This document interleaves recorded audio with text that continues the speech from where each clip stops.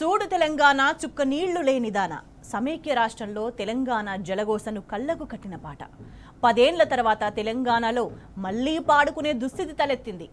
కాంగ్రెస్ను నమ్మిన పాపానికి తెలంగాణ భారీ మూల్యం చెల్లించుకుంటుంది. గత బీఆర్ఎస్ పాలనలో 1 కోటి ఎకరాల మాగాణమైన నేల ఇప్పుడు నెర్రెలు వారుతుంది. కాళేశ్వర జల విన్యాసం ప్రపంచాన్ని అబ్బురపరిచిన చోట నీటి యుద్ధాలు జరుగుతున్నాయి. నిండు యాసంగిలో కలకలలాడిన చెరువులు నేడు కలతప్పినాయి.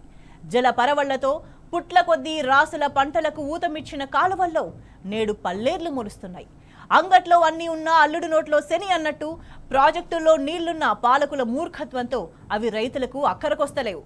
కాంగ్రెస్ పాలన తెచ్చిన కరువుతో తెలంగాణ అల్లాడుతుంది. సూర్యుడు ఇంకా మండక ముందే చెరువులన్నీ వట్టిపోయినాయి. నెర్రెలిచ్చిన భూముల్లాగే రైతుల గుండెలు పగులుతున్నాయి. అప్పులు చేసి మరీ రైతులు వేస్తున్న బోర్లు వెక్కిరిస్తున్నాయి. తెలంగాణలో మళ్లీ రైతుల ఆత్మహత్యల కాలం దాపురించింది. కండ్ల ముందే పంటలు ఎండిపోతుంటే నిస్సహాయ స్థితిలో రాలుతున్న అన్నదాతల కన్నీరు పర్రలిచ్చిన భూముల్లోకి నిశ్శబ్దంగా ఇంకిపోతుంది. ఎవరు చేసిన పాపం ఇది?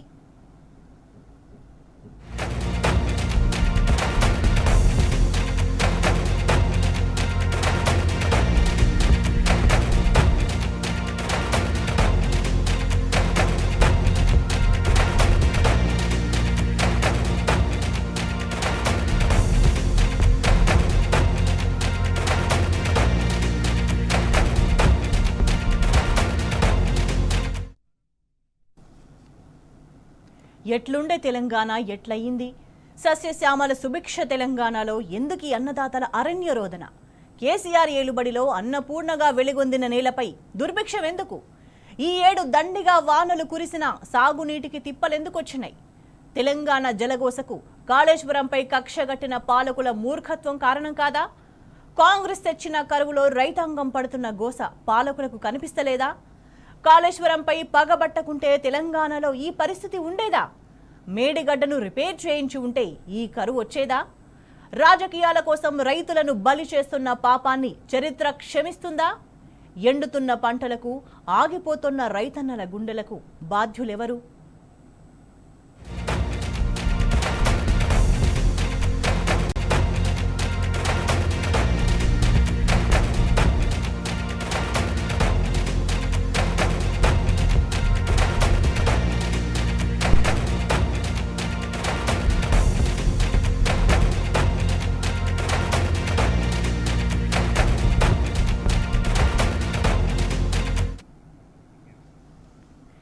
గత ఏడాది వరకు తెలంగాణకు నీటి తిప్పలు లేవు.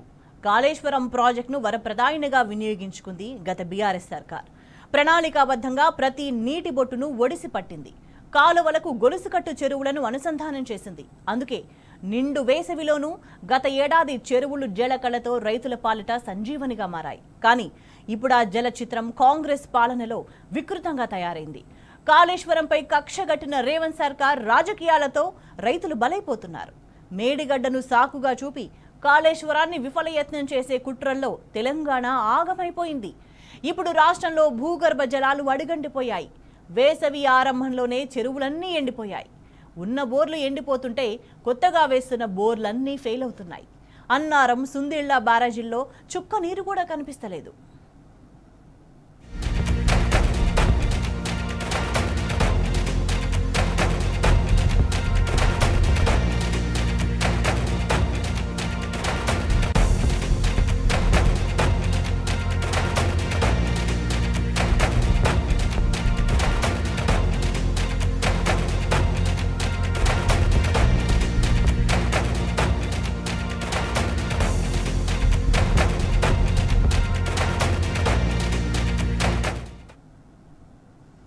తెలంగాణ రాష్ట్ర వ్యాప్తంగా భూగర్భ జలమట్టం లోతుకు పడిపోతుంది.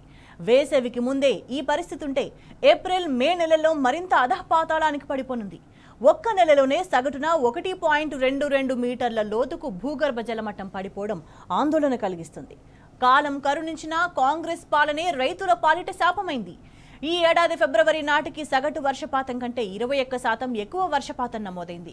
కానీ విచిత్రంగా భూగర్భ జలమట్టం మాత్రం మరింత అడుగుకుపోయింది. రాష్ట్ర వ్యాప్తంగా 22 జిల్లాల్లో 5 నుంచి 10 మీటర్ల మధ్య, మరో 9 జిల్లాల్లో 10 మీటర్ల కంటే లోతుకు నీరు పడిపోయిందని భూగర్భ జల శాఖ తాజా నివేదికలో తేలింది.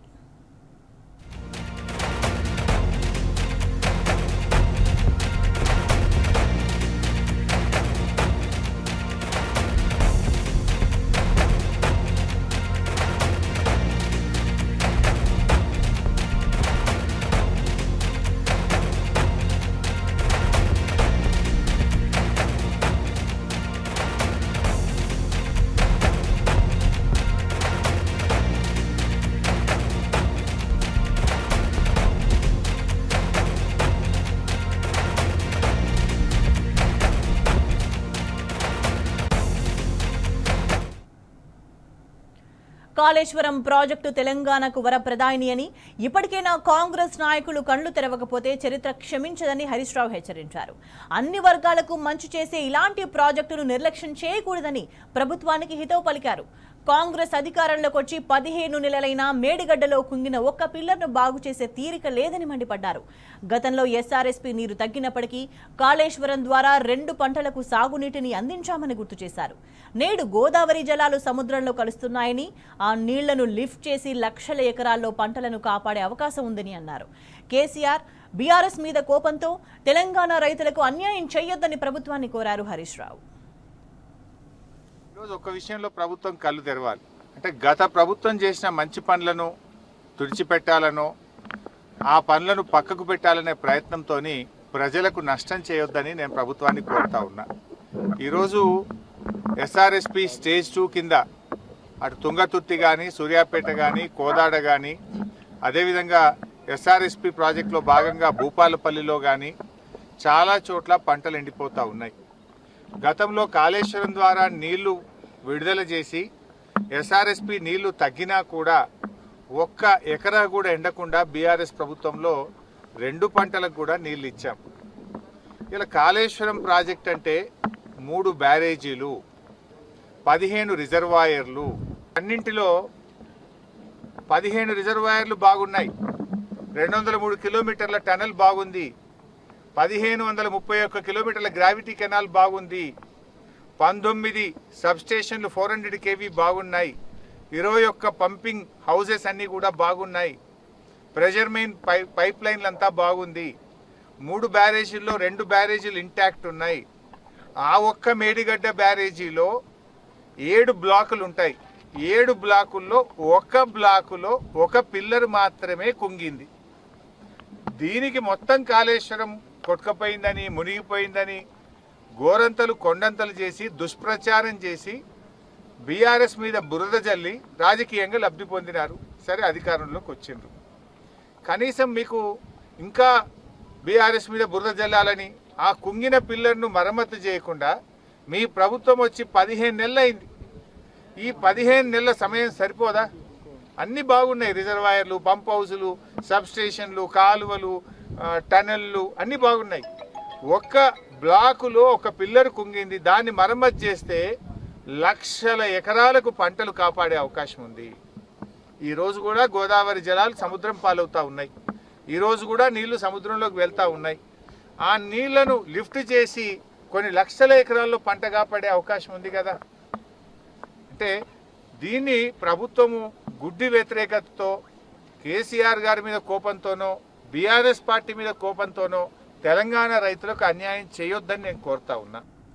ఈ ఏడాది సమృద్ధిగా వర్షాలు కురిసినా, ఆశించిన స్థాయిలో వరద వచ్చినా కూడా భూగర్భ జలాలు గణనీయంగా పడిపోతున్నాయి.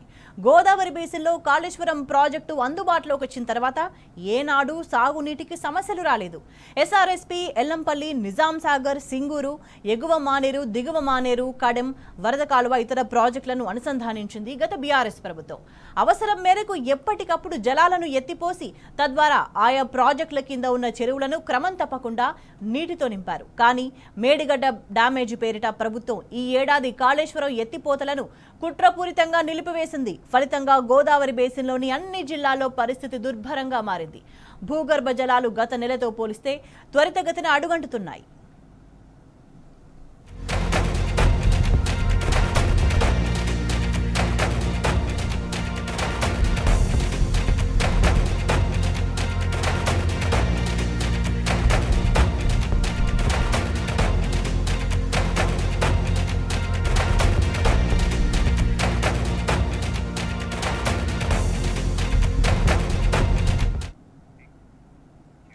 మరోవైపు కృష్ణా బేసిన్ పరిధిలో ఈ ఏడాది ప్రాజెక్టులన్నీ పొంగిపొర్లిన భూగర్భ జలాలు మాత్రం పడిపోతున్నాయి. ఇప్పటికే శ్రీశైలం, సాగర్తో పాటు వివిధ ప్రాజెక్టులు డెడ్ స్టోరేజ్ చేరువలో ఉన్నాయి. కాలువల ద్వారా ఆశించిన స్థాయిలో నీటి విడుదల లేకుండా పోయింది. అయినా రైతులు బోరుబావులపైనే ఆధారపడి యాసంగి పంటలు వేశారు. దీంతో భూగర్భ జలాలు త్వరితగతిన అడుగంటుతున్నాయి. సమృద్ధిగా వర్షాలు కురిసినా కృష్ణా బేసిన్ పరిధిలోని జిల్లాల్లోనే భూగర్భ జలమట్టాలు వేగంగా పడిపోతున్నాయి. అత్యధికంగా నాగర్ కర్నూలు జిల్లాలో 1.17 మీటర్లు, నల్గొండలో 0.94 మీటర్లు, వికారాబాద్లో 1.38 మీటర్లు, మహబూబ్ నగర్లో 1.36 మీటర్లు, నారాయణపేటలో 1.57 మీటర్ల చొప్పున లోతుకు భూగర్భ జలాలు పడిపోవడం ఆయా జిల్లాల్లో పరిస్థితికి అద్దం పడుతుంది.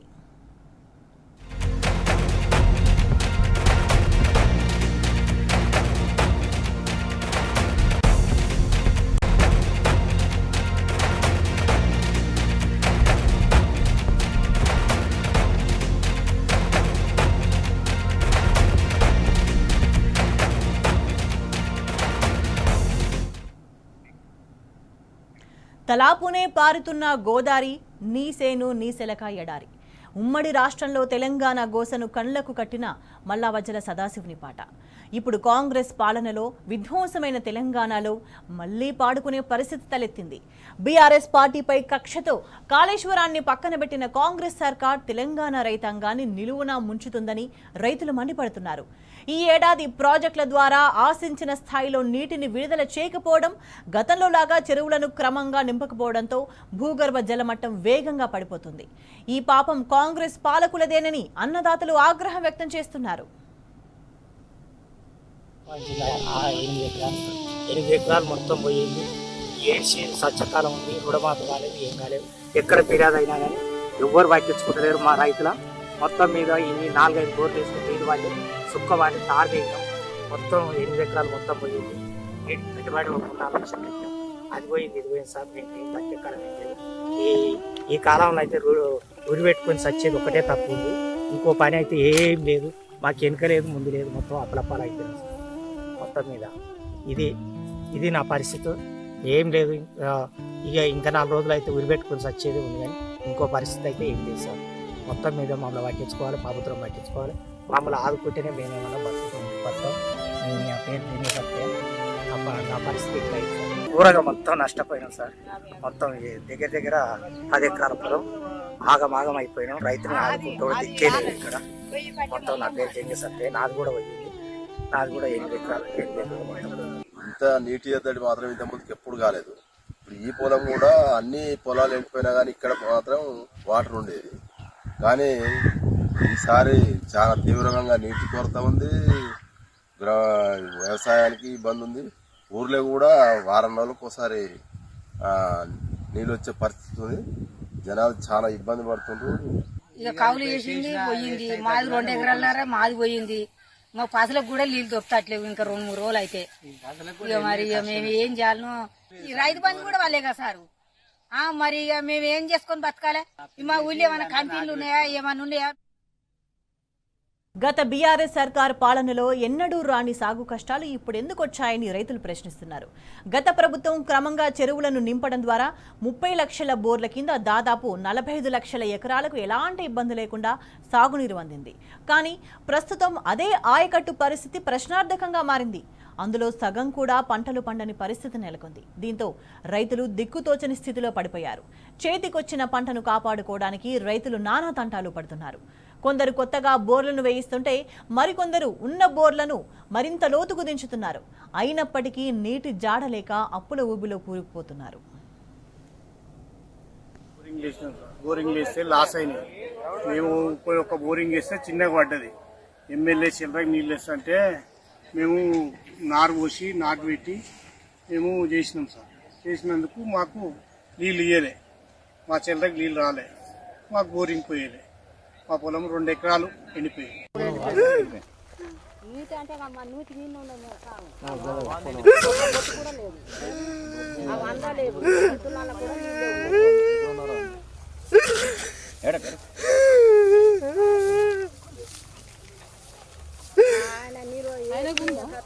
ఎండిపోయింది ఆల్రెడీ.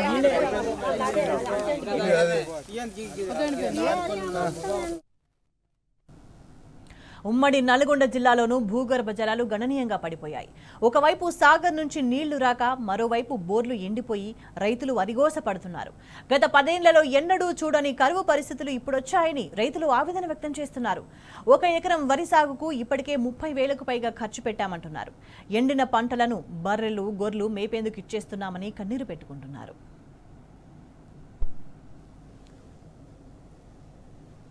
అక్కడ చెప్పి ఎన్ని పెట్టుబడి పెట్టినవే? దాదాపు 2 లక్షలు పెట్టాను. ఇప్పుడు ఎట్లా వాటి పరిస్థితి? మన స్టార్టింగ్ ఏం లేదు. గతంలో ఎట్లుండే? గతంలో 5 ఏళ్ళు కేసీఆర్ పాలన మొత్తం పుష్కలంగా నిలిచిండు. కారుకి దాదాపు 2 లక్షలు డబ్బులు వచ్చినాయి. ఈ కారు మొత్తం ఎండిపోయి నిలుస్తామంటే తప్పుకుని చేసి పొలం అంతా చేసినా మొత్తం ఎండిపోతుంది. ఏమన్నా ఆదుకోవాలని కోరుతున్నావు మరి ఇప్పుడు? ఆదుకోవాలని కోరుతాయి, మొత్తం ఎండిపోయినాయి. ఆ రుణమాఫీ చేయలేంత వరకు రైతు బంధు చేయలే. ఏది అదిగో ఇస్తాం ఇదిగో వేస్తాం అది అంటాడు. ఇదంతా మొత్తం బోకర మాటలేనండి రేవంత్ రెడ్డి. ఆ రోజు 10 ఏళ్ల కాలంలో కందులు బొబ్బెర్లు వేసుకుంటే పండే పోయి కేసీఆర్ గారు వచ్చినాక నీళ్లు సత్యశ్యామలం చేసిండు. ఆయన చూసి 2 ఏళ్ళు చూసినాం. మళ్ళీ వెంబడి ఉన్న శీలకలు కూడా అచ్చుకట్టుకొని పొలాలు చేసుకున్నాం. ఆ రోజు కరెంటు పోయేది తెలియదు. ఇళ్ళలో పంతే ఒడ్లు పండినాయి. ఒక 2 ఎకరాలకు లోడు పండేది 1,70,000 1,80,000 వచ్చేది ఆ రోజుల్లో. ఈ రోజు ఆ ఉన్న పొలం ఒక్కొక్క ఎకరానికి 35,000 ఖర్చు వచ్చింది. ఎకరానికి 5,000 రూపాయలు నాటేసిన వాళ్ళకి 2 అడుగు మంది కట్టలు వేసినాం. దున్నోనికి 6 గంటలు దున్తుండు. అవి ఒక 7,000 రూపాయలు. మొత్తం 25,000 నుంచి 30,000 మధ్యలో ఖర్చు పెట్టినాం. ఎకరానికి 25,000 30,000 ఖర్చు పెట్టుకొని మేము తిప్పలు పడుతుంటే ఆ కరెంటు ఇయ్యక, ఈ బోనస్ ఇయ్యక, ఈ రుణమాఫీ చేయక సన్న కిందకి బోనస్ చేస్తాడు. ఏ బదులైనా పెట్టుకుంటే తడుకో తట్టో పండు అయ్యన్న అవి లేకుండా ఈ పెట్టి ఆ బోనస్ లేవు ఈ లేవు. మొత్తం ఎన్నో కాలువ పక్కనే మా పొలం 7 ఎకరాలు చేశాను నేను. 7 ఎకరాలు చేస్తే 4 ఎకరాలు ఎండిపోయింది. కౌలు భూమి నాకుంది 30 గుంటలు సొంత భూమి. గొర్రెలు మేపుకుంటే 1000 రూపాయలు 500 1,500 అట్లా అడుగుతారు. పడకాల పడక జనాన్ని మోసం చేస్తారు. ఏదో కేసీఆర్ కట్టిండు అది కుంగిపోయిందని కేసీఆర్ మీద బాధనం చెప్పి ఆ నీళ్ళేటో కాలువలకు వదిలిపెట్టి జనాన్ని బాధనం చేయడం, జనాన్ని ఏడిపోయొద్దు. ఏమనుంటే ఆయన పోరాడవను, కేసీఆర్ని కొట్టవను, ఆ నీళ్ళు చూసుకోవాను. కానీ రైతులను ఇబ్బంది పెట్టి ఈ రైతులకు వస్తే తగులుతుంది. ఆయన అనుకుంటుండు కొనసాగుతుంది అనుకుంటుండు. కానీ తొందరలో దిగిపోయే అవకాశాలు అయితే ఖచ్చితంగా ఉన్నాయి.